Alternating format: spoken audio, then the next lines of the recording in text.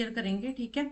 समझते हैं इसको। पॉइंट 7 क्या है, सिमिलैरिटी क्राइटेरिया ऑफ ट्राइंगल। अब हमने सिमिलैरिटी देखनी है क्राइटेरिया ऑफ ट्राइंगल की, त्रिभुजों की समानता के मापदंड, ठीक है। हमने देखना है कि जो दो ट्राइंगल्स हैं उनके अभी तक हम ये देख रहे थे कि सिमिलर कौन कौन से शेप्स होंगी। यहाँ पे अब हम ट्राइंगल्स की सिमिलैरिटी के बारे में पढ़ेंगे, ठीक है। तो हम सबसे पहले पढ़ रहे हैं ट्राइंगल आर सिमिलर, ये वाला पॉइंट पढ़ रही हूँ मैं। Triangle are similar when any one of these three condition is true. त्रिभुज तभी समान होते हैं जब इन तीन में से कोई एक शर्त पूरी हो, ठीक है। वो कह रहे हैं हमारे पास दो ट्राइंगल्स होंगे, उन ट्राइंगल्स में से हमारे पास तीन कंडीशंस होती है, तीन कंडीशन में से जो कोई भी एक कंडीशन हमारी पूरी होगी, एक शर्त हमारी पूरी होगी, वहां पर हम कहेंगे कि भी ट्राइंगल सिमिलर है, ठीक है। तो सबसे पहले आता है एंगल। एंगल का कॉन्सेप्ट ये क्लास 9th का कॉन्सेप्ट भी है, ठीक है। एंगल क्लास 8 से क्लास 7 से आप ये चीजें पढ़ते आ रहे हैं, ठीक है। क्राइटेरियन अभी कह रहे हैं if all corresponding angle are equal. जैसे हमारे पास दो ट्राइंगल हैं, ठीक है, एक ट्राइंगल ये और एक ट्राइंगल ये हो गया। एक ट्राइंगल ये, एक ट्राइंगल है, A B C D E F, ठीक है। वो एग्जांपल में दे रहे हैं एंगल ए एंगल डी के बराबर है, मतलब ये वाला एंगल ये वाले एंगल के बराबर है, ठीक है। एंगल बी एंगल ई के बराबर है, ये वाला एंगल ये वाला एंगल के बराबर है, ठीक है। एंगल सी एंगल एफ के बराबर है, एंगल सी एंगल एफ के बराबर है, ठीक है। तो मतलब ट्राइंगल सिमिलर होगा ट्राइंगल डीईएफ के, ठीक है। ट्राइंगल एबीसी सिमिलर होगा ट्राइंगल डीईएफ के, आपको याद हो कि सिमिलर का सिंबल होता है, ठीक है। जब हर एक कॉरेस्पॉन्डिंग एंगल्स जो है एक दूसरे के इक्वल होंगे तो हमारा एंगल सिमिलर होगा, ठीक है। ये समझ के इसमें हमारा ए का रूल लग जाएगा। अब है एसएसएस क्राइटेरियन क्या है, if all corresponding side are in the same ratio. अब वो कह रहे हैं साइड्स जब सेम रेशियो में होगी, again triangle A B C triangle D E F, ठीक है। अब उन्होंने साइड्स की बात करी तो ए बी बाई डी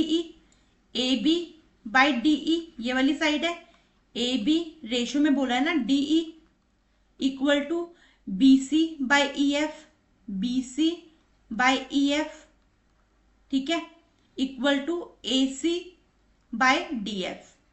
यही बोला उन्होंने, A B by D E B C by E F, B C by E F, A C by E F, मतलब तीनों ट्राइंगलों की तीनों साइड्स रेशियो में इक्वल होंगी, ठीक है। दोनों ट्राइंगलों की तीनों साइड रेशियो में इक्वल होंगी, तो उसमें साइड का रूल लगेगा, ठीक है। मतलब क्योंकि हम साइड को ही रेशियो ले रहे हैं ना, पहले ये वाली साइड इसके बराबर, जैसे हमने एक ट्राइंगल का एक एंगल दूसरे ट्राइंगल का दूसरा एंगल, इस तरीके से एक ट्राइंगल की एक साइड दूसरे ट्राइंगल की दूसरी साइड, तब ये सिमिलर हो जाएगा। इसमें एसएसएस का रूल लग जाएगा, जब साइड सिमिलर होगी दोनों ट्राइंगलों की तीनों साइड सिमिलर होगी तब एसएसएस का रूल लगेगा।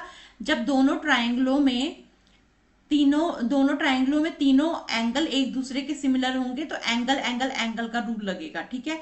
अब एसएएस में क्या है, साइड एंगल साइड, ठीक है। तो ये कह रहे हैं एक एंगल होगा और दो साइडें होगी, if one angle is equal and the side include it are the same ratio, ठीक है। तो अब दोबारा से हमारे पास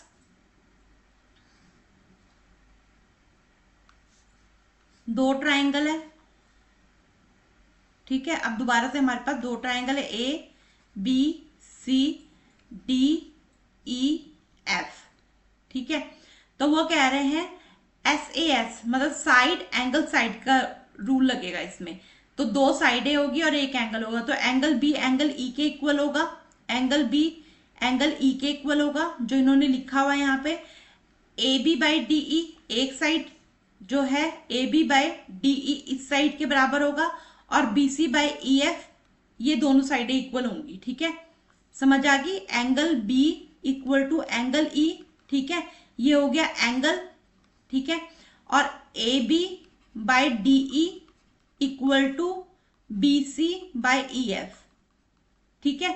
तो ये क्या होगा, ये सिमिलर होगा, ये एंगल दूसरे ट्राइंगल के सिमिलर होगा, यहाँ पे हमारा 0.7 डन होता है। अब हम अपना नेक्स्ट पॉइंट करेंगे।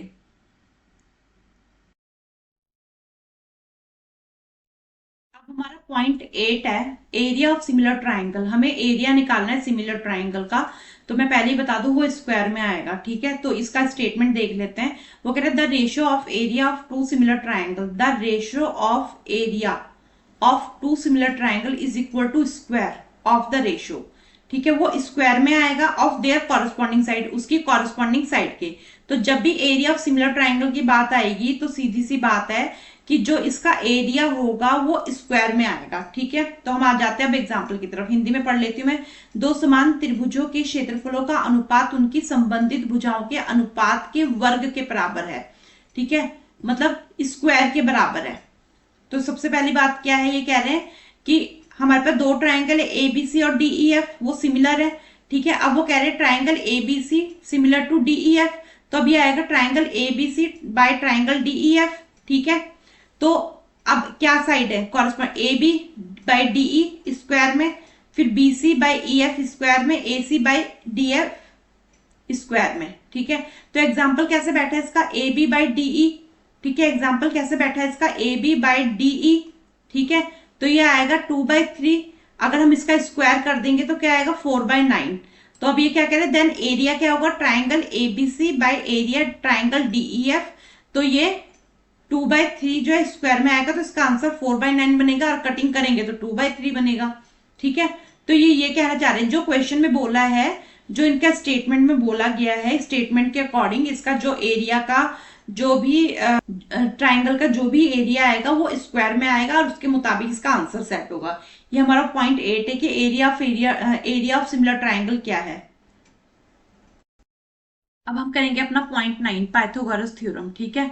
तो ये क्या कह रहे हैं स्टेटमेंट में, in a right angle triangle, ठीक है, एक right angle triangle, the square of the hypotenuse is equal to the sum of the square of the both two side.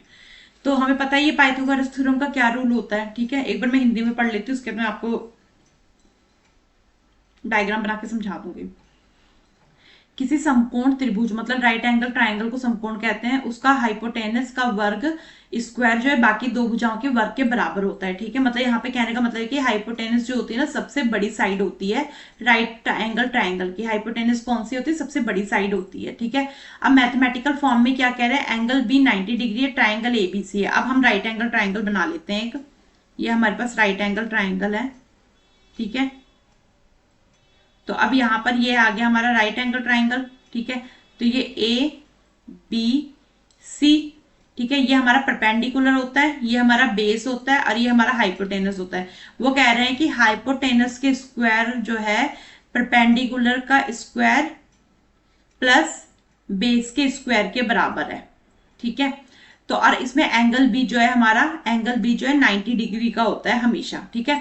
तो सबसे बड़ी साइड कौन सी होती है, सबसे लार्ज साइड की कौन सी होती है राइट एंगल ट्राइंगल में, हाइपोटेनस।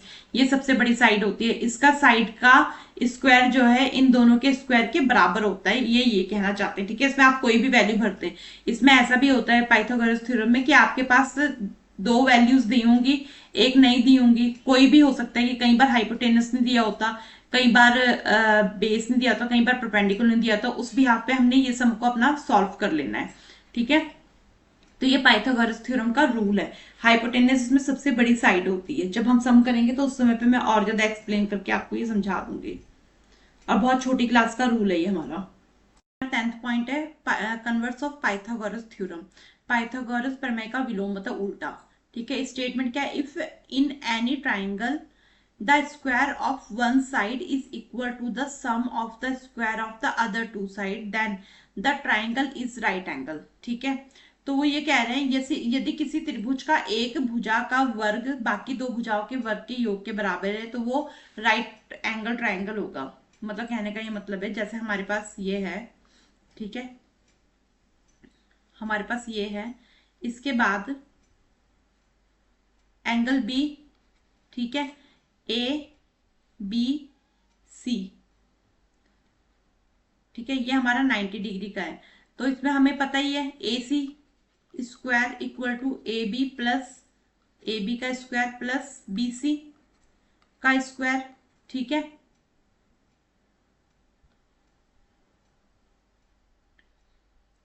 ठीक है, तो मतलब वो ये कह रहे हैं कि यदि किसी त्रिभुज की एक भुजा का वर्ग, मतलब किसी एक का वर्ग, अब देखते हैं कैसे होगा। अब जैसे ये है हमारे पास, ये 10 है, ये 6 है और ये 8 है, ठीक है। तो उन्होंने कहा है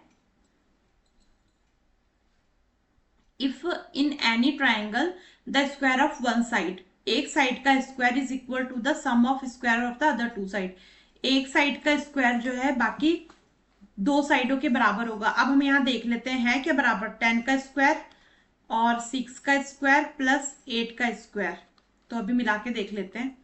10 10 ज़ा 100, 6 6 ज़ा 36, 8 8 ज़ा 64, 6 4 10 का 0 कैरी 1, 10 100 इक्वल टू 100। यही बात वो बोल रहे हैं कि एक साइड का स्क्वायर जो है बाकी दो भुजाओं की साइड के योग के बराबर है, मतलब सम के बराबर है।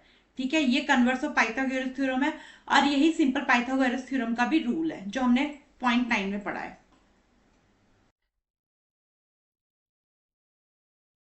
हमारा पॉइंट 11 है perpendicular from right angle to hypotenuse. अब वो कह रहे हैं perpendicular from right angle hypotenuse, समकोण से कर्ण पर एक लाइन खींचना। ठीक है, राइट एंगल में अगर सेंटर पे एक लाइन खींचते तो उसके बारे में बोल रहे हैं, मैं आपको वो बना के फिगर बना के समझाऊंगी। पहले वो क्या करें, if a perpendicular is drawn from the right angle vertex to the hypotenuse of the right angle triangle, then the two triangle formed on both side of the perpendicular are similar. ठीक है, the original triangle and to each. वो कह रहे हैं यदि समकोण त्रिभुज के समकोण वाले शिखर वर्टेक्स से कर्ण हाइपोटेनस पर एक लंबाई खींची जाती है, एक लाइन खींची जाती है, तो बनने वाले छोटे छोटे जो त्रिभुज है मूल त्रिभुज आपस में सिमिलर होंगे। तो वो क्या कहना चाह रहे हैं, हमारे पास एक राइट ट्राइंगल है, ये देखो हमारे पास एक राइट ट्राइंगल है। ठीक है, हमारे पास एक राइट ट्राइंगल है ए बी सी। ठीक है, ये 90 डिग्री का है, तो बी से जब एक लाइन ऐसी खींची जाएगी तो ये डी हो जाएगा। ठीक है, तो कह रहे हैं A B C right angle triangle, B 90 degree, B D perpendicular है अब ए सी पे, है ना। जैसे बी डी पे एक लाइन खींची गई है, अगर हम इसको उल्टा करके देखें फिगर को, आप ये देखोगे कि ये जो लाइन खींची गई है ये इस तरीके से परपेंडिकुलर है। ठीक है, इसका नाम बी डी है जो ए सी पर परपेंडिकुलर है। ठीक है, इसके बाद ए सी हमारा हाइपोटेनस है। फिर वो कह रहे हैं triangle A B D, A B C, C B D, A B C, A B D, C B D, जितने भी ट्राइंगल है इनको देखो, A B D, C B D, A B C, D B C, ये सारे एक दूसरे के सिमिलर है। ठीक है, मतलब क्यों, क्योंकि अगर आप देखते हो एक ये ट्राइंगल बन गया हमारे पास, एक ये ट्राइंगल बन गया, इसके बहुत सारी स्टोरी, ये भी ट्राइंगल की फॉर्म में, ये भी ट्राइंगल की फॉर्म में, ये परपेंडिकुलर होने की वजह से एसी के ऊपर ये सारे के सारे ट्राइंगल जितने भी यहाँ नीचे लिखे हुए ट्राइंगल एक दूसरे के सिमिलर हो जाते हैं। ठीक है, मतलब तीनों त्रिभुजों के एंगल साइड आपस में समान रेशो में होंगी। जो कितने हमारे पास ट्राइंगल बन रहे हैं, A B C, D B C, A C B, ठीक है, डी बी सी, इस तरीके के जितने भी हमारे पास ट्राइंगल बनेंगे, इसके अंदर जितने भी ट्राइंगल आएंगे, ठीक है, वो एक दूसरे के सिमिलर होंगे। इनकी जो रेशो होगी वो A B ratio A D, D B ratio D C. ठीक है, रेशो भी इनकी समान होगी, साइड भी इनकी समान होगी। तो वो इस पॉइंट में ये कहना चाह रहे हैं। आई होप आपको समझ आ गया होगा। यहाँ पे हमारा इंट्रोडक्शन वीडियो डन होता है। अब हम अपने एक्सरसाइज 6.1 स्टार्ट करेंगे।